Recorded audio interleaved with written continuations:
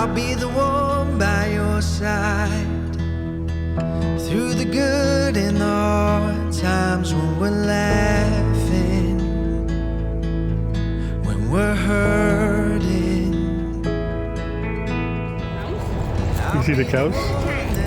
Those are big dogs, aren't they? Through the love and tragedy, when we're winning, when we're losing. Setting up chess. You know the rules, right? Yeah. All right. Have fun. Hey, man.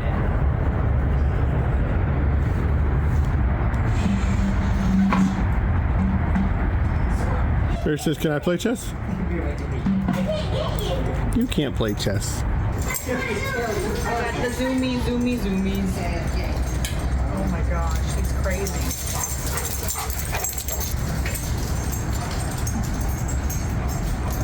What is this, third lap?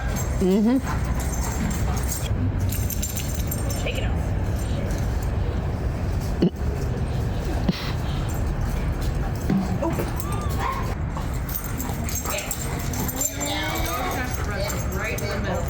They do. Daddy, do you want to do chess? I guess. Take my hand. Ooh, there's a better life ahead. Take my word. Ooh, with you and me, there's a better life. There's a better life. There's a better life. There's a better life. I'll be the heart that's yours through the peace and dark wars, when we're loving, when we're fighting. Take my hand. American Legion Flame. Here. Flame of Freedom. Honoring Alabama's veterans. All right, there's a replica of the Liberty Bell. You guys know where the Liberty Bell is? No. Oh, it's in Washington. Nope, it's actually in Philadelphia, Pennsylvania, which is the first location of the U.S. Congress. Remember, the headquarters of the United States, the capital was not Washington. It was Philadelphia. Oh, yeah. Uh-huh. Washington, D.C. was built later. Take my word. With you and me, there's a better life. There's a better life. There's a better life. Where y'all traveling from? We are from Indiana. Indiana. Would you like water? The house didn't sit on this spot when they lived in it. It sat down on the corner of Lee and Bibb, which was down on the riverfront, because Mr. William Sayer built the house, and he was a cotton broker. But the Davises lived in it from February to May of 1861. Then in 1921, it was moved to this spot because it was going to be torn down. And that's where Davis and Beauregard met and decided to fire on Fort Sumter, which actually started the Civil War. We were just there. Oh, really? Yeah. Okay. Well, and then after Mr. Davis died, Mrs. Davis moved to New York, where she lived until she died. And as you go up the steps, the first room on the right is furnishings from her New York apartment. But walk through, you can take pictures. It's a self-guided tour. Would you guys like something from the Civil War? I have a bullet from the Civil War from Cold Harbor. Would y'all like to have a bullet? Sure. I'll go get you one. I'll be right back, okay? Can't resist a bullet from the Civil War. This is a .58 caliber, 3-ring bullet. It's from the Battle of Cold Harbor. It doesn't come from the state park, because you can't go on the state park or federal land and pick up anything that you from in the surrounding areas.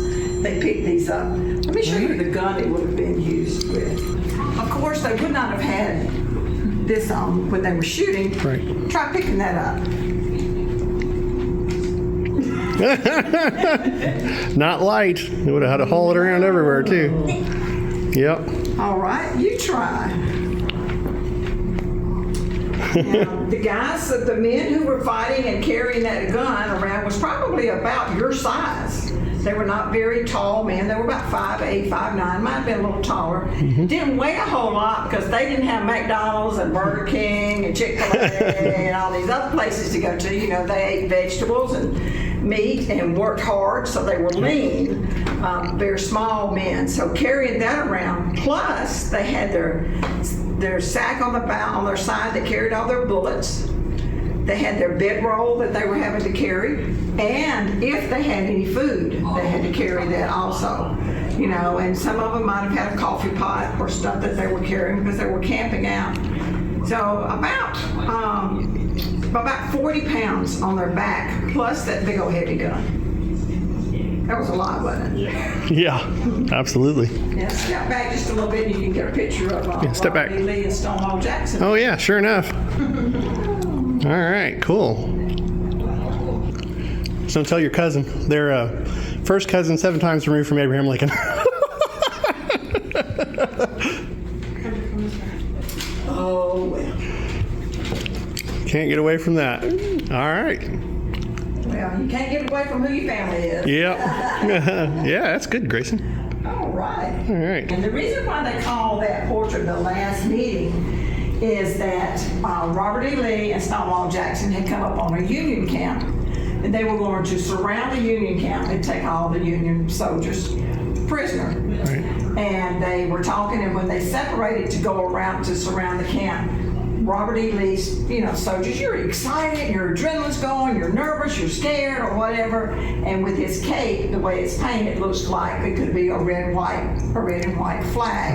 And they were thinking that he was a Union soldier, so they shot him. He did not actually die from the gunshot wound. He actually died from pneumonia. But that was they were at Chandlersville, and that was the last time Lee saw Stonewall alive. So that's why they call it the last meeting.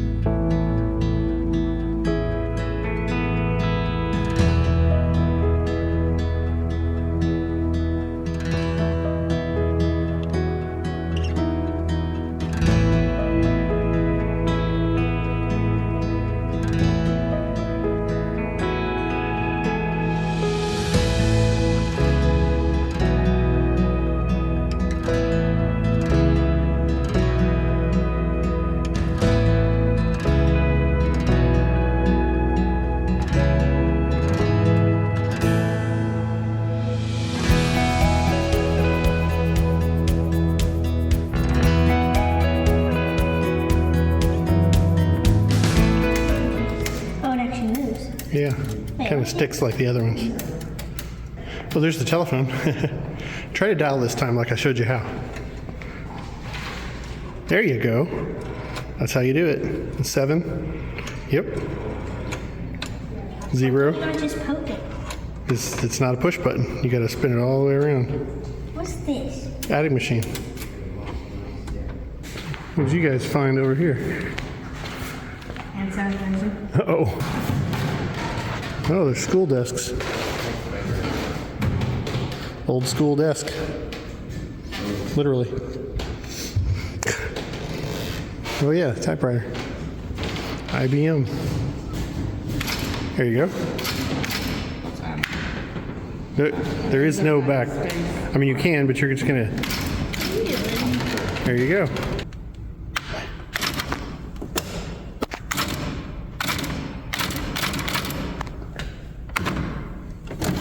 There you go. The end don't work.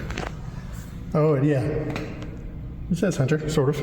Or did if the end worked. A lot like a computer. That was before, obviously, computers, but the keyboard's the same. The end broke. Pretty neat. It works. Mm-hmm. Here's mine now. Oh, yeah. Grinding corn, huh? Isn't that cool? Cotton. Lots of cotton grown in Alabama. We got cotton. Grayson, there's a button.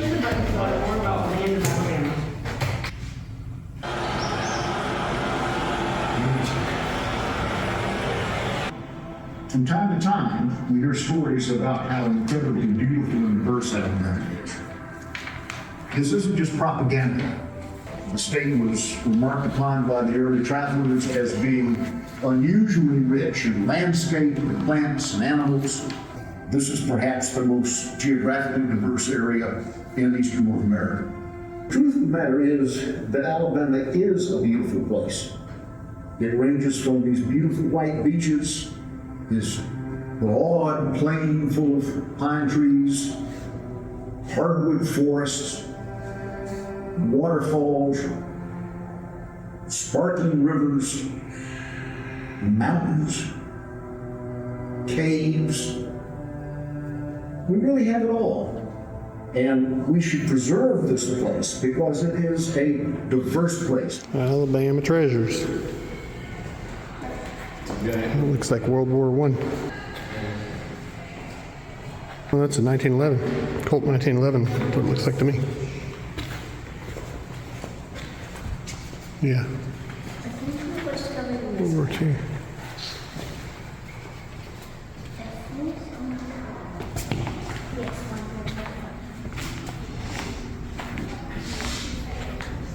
Yes. 1770. Cannon.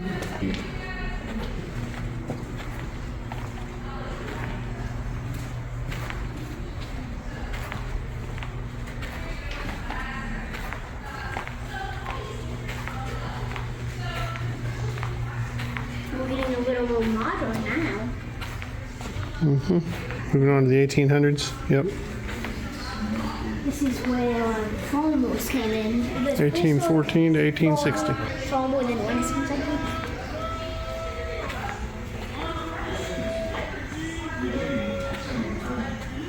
You look like you're traumatized. Grayson's talking to a pig. I think that's not real.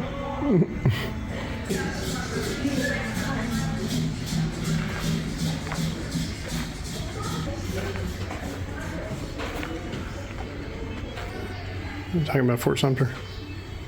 If Major Anderson won't leave, reduce the fort. With the power of the Putinese crush and state balance, will actually bring civil war. The entire resources and energies of the people be devoted to the one great purpose of war.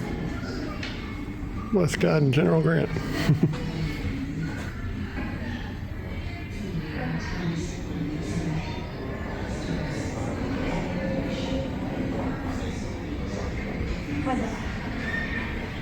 Huh, that's cool.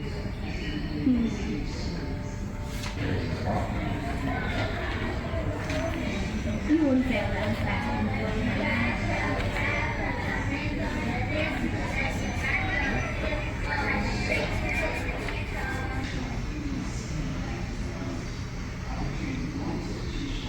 Low cotton prices and soil depleted by years of misuse left farmers struggling to survive.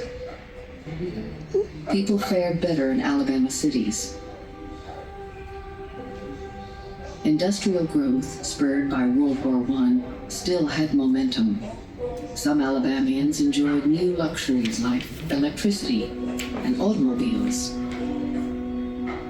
Then came the Great Depression. As people lost work and buying power, mills, factories, and businesses of all kinds closed. Working class and white-collar jobs evaporated. Hundreds of people are starving, slowly starving, in Birmingham. They've almost lost the power of reasoning. The situation is desperate. In 1933, President Franklin Roosevelt took office with promises of recovery. Although Roosevelt's programs provided relief and jobs, hard times persisted for many. Then came World War II.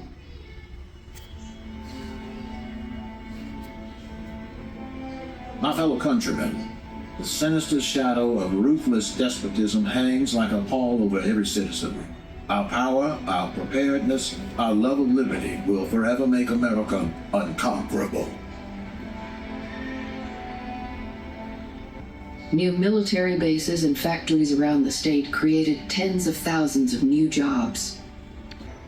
More than 320,000 Alabamians left to serve in the military. These men and women learned new skills, saw new places, and accepted new challenges.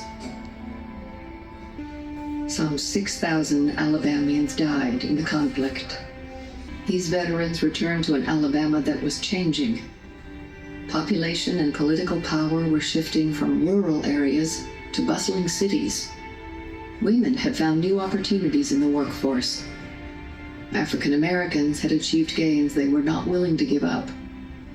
Automobiles, electricity, and a surging economy forever altered the rhythms of daily life. Places where I once went hunting are suburbs. Urban sprawl invades the old neighborhoods. Streets are jammed with traffic. The quiet southern town of the 40s I loved so dearly is no more. There's a record player, an old radio.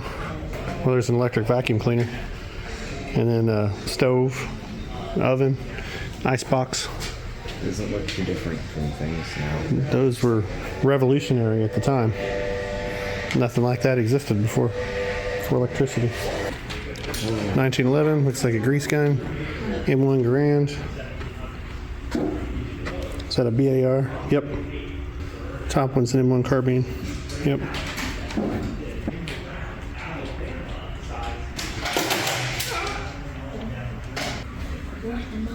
Well, there's a space shuttle, so yeah, I'd say we're getting there.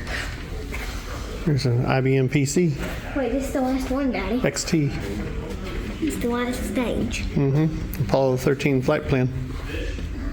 Is that basically the one? I had a newer version of that. Not much newer, but yeah, that's an IBM XT. That's from 1981. The ones I had were a little later. I did work on those. They were, we had them in school. Did I do anything what? On the computers in school. Yeah, nothing useful. Some lab stuff, computer. There were rooms that were dedicated to computer labs, and you do computer stuff in there. But they didn't do much. Not as much as they should have. I did programming later on one of them. Took a programming class.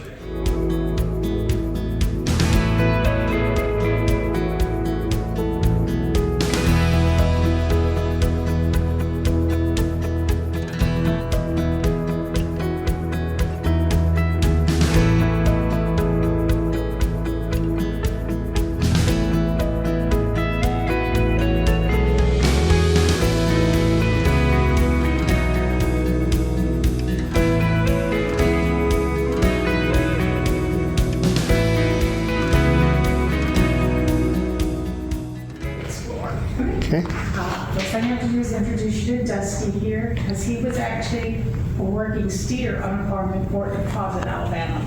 But he was also a beloved pet. So when he died of old age, his owner was so fond of him that he had him mounted intentionally to bring him here, because he wanted Dusty to get to stay in the action. And well, he's been here about 28 years now.